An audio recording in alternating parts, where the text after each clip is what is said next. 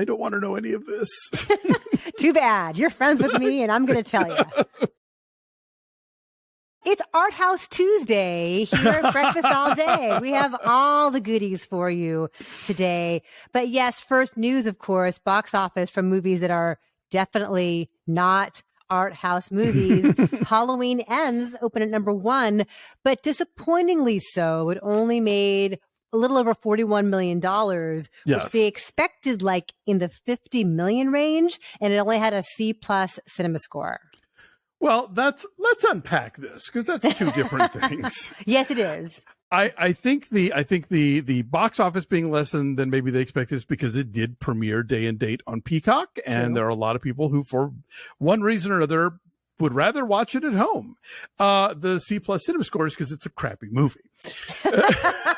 And it's like not, I think Cinemascore is often a reflection of satisfaction, right? Like enjoyment, fulfillment. It does what you hoped it would do and left you feeling satisfied afterward. And this does not do that. This takes some chances narratively, which I admire the ambition of them, but they don't work.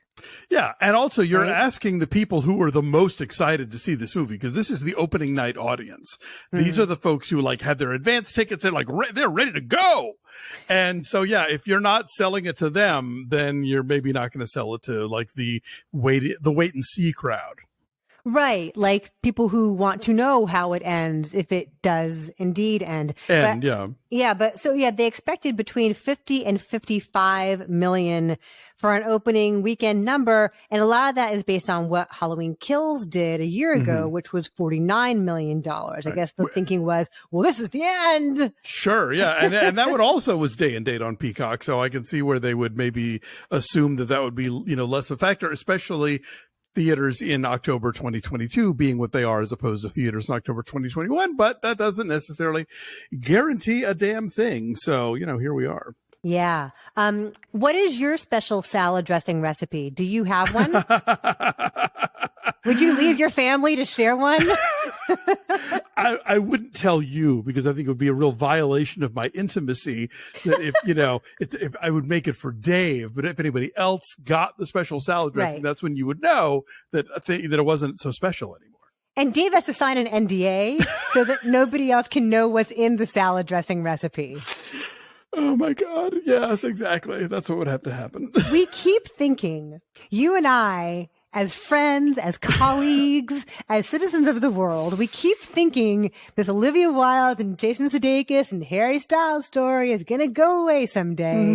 But it refuses. No, you'd be wrong, because now Olivia Wilde and Jason Sudeikis' nanny has gone to the Daily Mail with texts and all kinds of horrible stories about their mistreatment of her and her being stuck in the middle of their marriage breaking up. And so the salad dressing thing is, you guys all know this surely, but in case you don't, apparently she made her special famous salad dressing and took a salad to Harry Styles and left the family with it. And Jason Sudeikis threw his body in front of her car to try to get her not to leave. And the nanny was caught in the middle of this, and more importantly, not getting paid.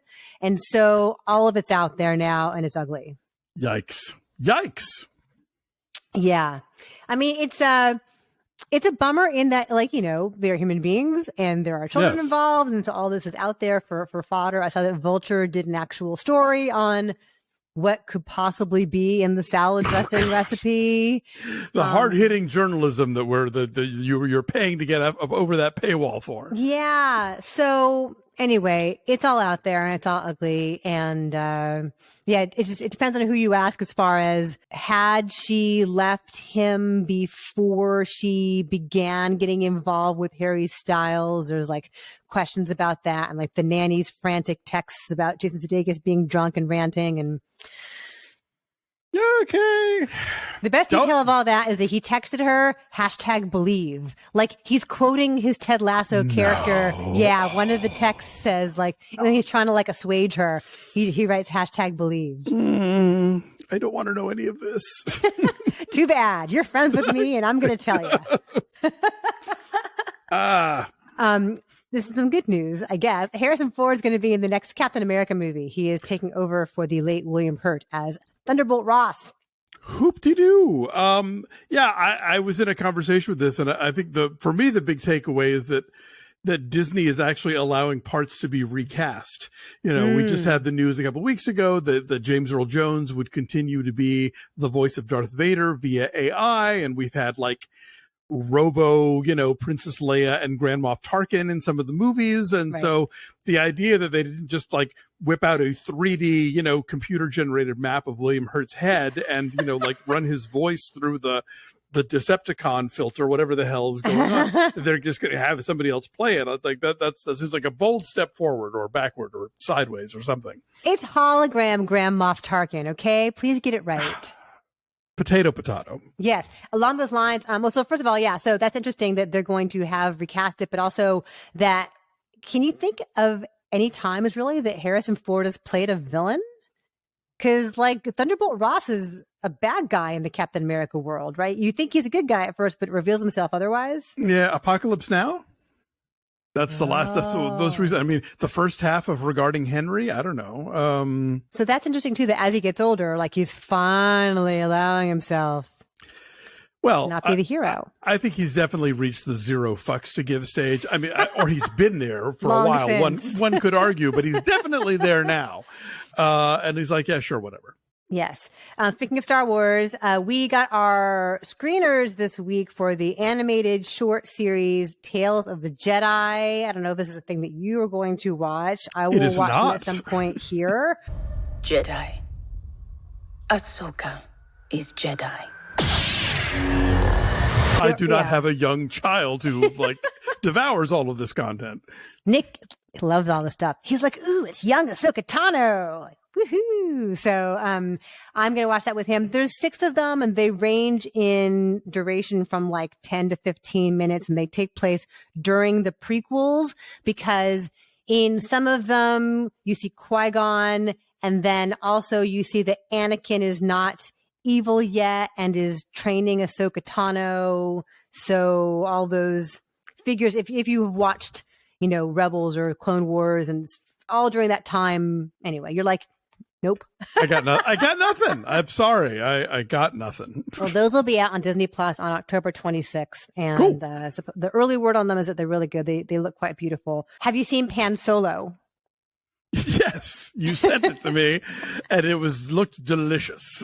Yeah. So this is a giant 6-foot high rendering. Speaking of Harrison Ford, all things go back to Harrison Ford this week. It is Han in carbonite in bread. Yeah, so I think technically it's Pan Solo. Pan Solo. Yes. Han. Yeah, I guess Han rhymes with Pan Solo.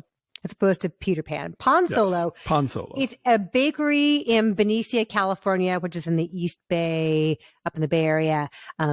They worked for weeks on Pan Solo. Like, who would eat that? Like, why? You wouldn't want to destroy that. It is edible art, but I don't know that you would eat it because then it would no longer exist. I'm reminded of, I interviewed Nia Vardalos and Alec Mapa after they made that movie Connie and Carla.